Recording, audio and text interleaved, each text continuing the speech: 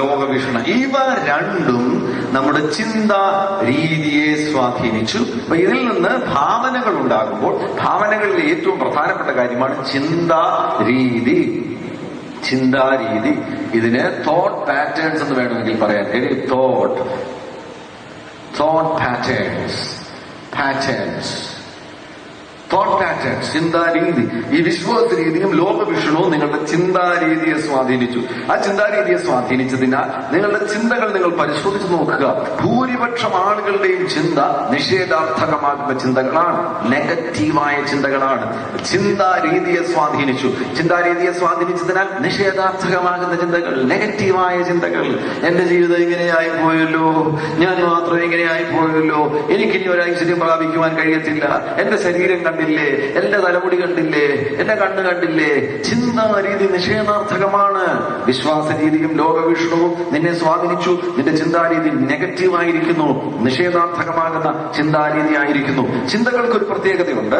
ചിന്തകൾ, നിങ്ങൾ ഇവിടെ ഇരിക്കുന്ന ആരും 24 മണിക്കൂർ സംസാരിക്കുകയില്ല. ഞാൻ ഈ പ്രഭാഷണം കഴിഞ്ഞാൽ പിന്നെ ഞാൻ സംസാരിക്കുകയില്ല. എന്റെ മുറിയിൽ പോയി ഞാൻ നിശബ്ദനായി ഇരിക്കുവാൻ ഇടവരും. എന്നാൽ നാം എത്ര നിശബ്ദരായി ഇരുന്ന് കഴിഞ്ഞാലും നമ്മുടെ ചിന്തകൾ 24 മണിക്കൂറും ആക്റ്റീവാണ്. ഇപ്പോൾ ഞാൻ ഈ പ്രസംഗം നടത്തിക്കൊണ്ടിരിക്കുമ്പോൾ തന്നെ നിങ്ങൾ ചിന്തിച്ചുകൊണ്ടാണ് ഇരിക്കുന്നത്. ഈ ചിന്തയിൽ തന്നെ ശ്രദ്ധ കുറവാണെന്നുണ്ടെങ്കിൽ ഇവിടെ ഇരുന്ന് നിങ്ങൾ അതും ഇതും ചിന്തിക്കുവാൻ ഇടവരും. വേണമെന്നുണ്ടെങ്കിൽ നിങ്ങൾ മാർത്താണ്ഡത്ത് പോയെന്നിരിക്കും, തിരുവനന്തപുരത്ത് പോയെന്നിരിക്കും, മോന്റെ അടുക്ക പോയെന്നിരിക്കും, ഭർത്താവ് എവിടെങ്കിലും ആണെങ്കിൽ അവിടെ പോയെന്നിരിക്കും, ഗൾഫിൽ പോയെന്നിരിക്കും. ചിന്തകളിൽ നിങ്ങൾ യാത്ര ചെയ്തെന്നിരിക്കും. ചിന്തകളുടെ മേൽ നിങ്ങൾക്ക് നിയന്ത്രണമില്ല, ചിന്താരീതിയുടെ മേൽ നിങ്ങൾക്ക് നിയന്ത്രണമില്ല. 24 മണിക്കൂർ നാം ചിന്തിച്ചുകൊണ്ടിരിക്കുന്നു. രാത്രിയിൽ കിടന്നുറങ്ങുമ്പോഴും നമ്മുടെ ചിന്താമണ്ഡലം സജീവമാണ്. ചിന്തിക്കാതിരിക്കുന്ന ഒരു നിമിഷം പോലുമില്ല. അതാണ് ഹൈന്ദവ സംവിധാനത്തിൽ യോഗ പഠിപ്പിക്കുമ്പോൾ ചിന്തകളെ അറസ്റ്റ് ചെയ്തതിനു ശേഷം ചിന്തയില്ലാത്ത ശൂന്യതകൾ സൃഷ്ടിക്കുവാൻ വേണ്ടി അവർ ശ്രമം നടത്തും. അപ്പോഴാണ് ദുരാത്മാക്കൾ അവർ ഇടിച്ചു കയറുവാനിട വരുന്നത്. അപ്പോൾ ചിന്തകളില്ലാത്ത ഒരു വാക്വം നമ്മുടെ മനസ്സിൽ സൃഷ്ടിക്കുന്ന സംവിധാനം ക്രൈസ്തവ മതത്തിലില്ല, ബൈബിളിന്റെ അടിസ്ഥാനത്തിലില്ല. നിങ്ങളുടെ 24 മണിക്കൂർ നിങ്ങളുടെ ചിന്തകൾ സജീവം തന്നെ ആയിരിക്കണം. ഒരല്പ നിമിഷം പോലും അത് ശൂന്യമായിടരുത്.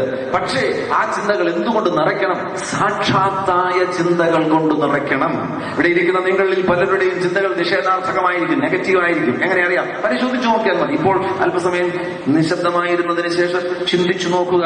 ചിന്തിച്ചു നോക്കുമ്പോൾ നിങ്ങൾക്കറിയാം പല കാര്യങ്ങളെ കുറിച്ചുമുള്ള ചിന്തകൾ നിഷേധാർത്ഥകമാകുന്ന ചിന്തകളാണ്. ദൈവത്തെക്കുറിച്ചുള്ള ചിന്തകൾ പോലും നിഷേധാർത്ഥകമായി പോകുന്നു. കർത്താവ് എനിക്ക് അത് ചെയ്തു തന്നില്ല, ഇത് ചെയ്തു തന്നില്ല, നിന്റെ പ്രാർത്ഥനയ്ക്ക് മാത്രം ഉത്തരം തരുന്നില്ല. നിഷേധാർത്ഥകമാണ്.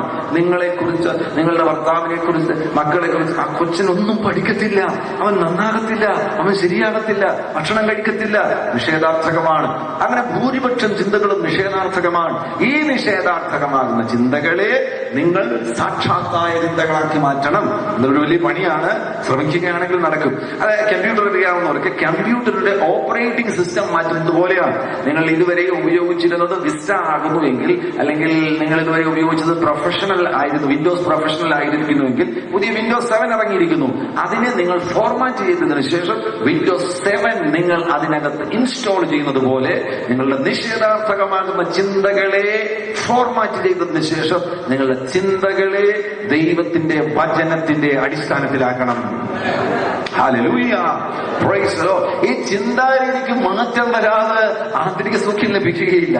ചിന്താരീതിക്ക് മാറ്റം വരാതെ നിന്റെ ജീവിതത്തിൽ നിനക്ക് വിജയവും ലഭിക്കുകയില്ല. ജയകരമാകുന്ന ഒരു ജീവിതം നീ ആഗ്രഹിക്കുന്നുവോ, നിന്റെ ചിന്താരീതിക്ക് മാറ്റം വരേണ്ടത് ആവശ്യമാണ്.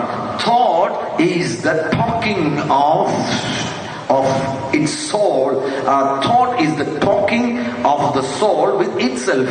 നമ്മുടെ സ്വയത്തോടുള്ള സംസാരമാണ് ചിന്ത എന്ന് പറയുന്നത്. നാം തന്നെ നമ്മുടെ സ്വയത്തോട് സംസാരിക്കുകയാണ്. അപ്പോൾ നമ്മളോട് പറയുന്നു, നാം തന്നെ ഇങ്ങനെ ചിന്തിക്കുകയാണ്, ഞാൻ ശരിയല്ല, എനിക്ക് ഗുണം വരത്തില്ല, ഞാനൊരു കഴുതയാണ്, എല്ലാവരും എന്നെ തിരസ്കരിച്ചു.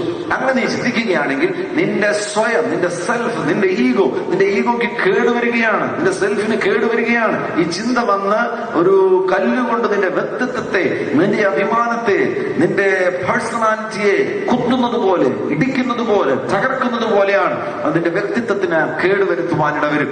ഈ ചിന്താരീതിയെ ബോധപൂർവമായി ദൈവവചനം പഠിച്ച് പഠിച്ച് പഠിച്ച് പഠിച്ച് പഠിച്ച് അന്യഭാഷയിൽ സംസാരിച്ച് ഈ ചിന്താരീതിയെ സാക്ഷാത്തായ ചിന്താരീതിയാക്കി മാറ്റണം. രണ്ട് ഉപാധികളാണ് ചിന്താരീതികൾക്ക്. നിങ്ങൾക്കൊരു മാറ്റം വേണമെന്ന് ആഗ്രഹമുണ്ടെങ്കിൽ രണ്ട് കാര്യങ്ങൾ ശ്രദ്ധിക്കണം. ഒന്ന്, നിരന്തരം അന്യഭാഷ പറയുവാൻ ശ്രമിക്കുക. നിരന്തരം അന്യഭാഷ പറയുക. ആ അന്യഭാഷ പറയുന്ന സന്ദർഭത്തിൽ സ്പിരിറ്റിൽ നിന്നാണ്, നമ്മുടെ ആത്മാവിൽ നിന്നാണ് അന്യഭാഷ ആരംഭിക്കുന്നതെങ്കിൽ പോലും ആ അന്യഭാഷയ്ക്ക് സജീവമായിട്ട് പ്രാണനിൽ സ്വാധീനം ചെലുത്തുവാൻ കഴിയും. കാരണം ആ അന്യഭാഷ പറയുവാൻ വേണ്ടി നമുക്ക് നമ്മുടെ ഈ പ്രാണന്റെ തലത്തെ ഉപയോഗിക്കാം. പ്രത്യേകിച്ച് ഇന്റലക്റ്റിനെ നമുക്ക് ഉപയോഗിക്കുവാൻ കഴിയും. ഇന്റലക്റ്റിനെ നാം ഉപയോഗിക്കുമ്പോൾ പ്രാണന്റെ തല മുഴുവൻ അന്യഭാഷ കൊണ്ട് നിറയും. അന്യഭാഷ കൊണ്ട് നിറയുമ്പോൾ നിഷേധാർത്ഥകമാകുന്ന കാര്യങ്ങൾ ചിന്തിക്കുവാൻ നമുക്ക് സമയം കിട്ടത്തില്ല. രണ്ടാമത്തെ ഉപാധി പ്രാണൻ ഏറ്റവും പ്രധാനപ്പെട്ടതാണ്. അവിടെ നിങ്ങൾക്ക് ഒരുപാട് കാര്യങ്ങൾ നിക്ഷേപിക്കുവാൻ കഴിയും. ബോധപൂർവമായിട്ട് നിങ്ങൾ പ്രാണനിൽ ദൈവ വചനം അകത്ത് കയറ്റുക. ഫീഡ് ചെയ്യുക. എന്നെ കൊണ്ടൊന്നിനും കൊള്ളത്തില്ല, എനിക്കൊന്നും കഴിയുക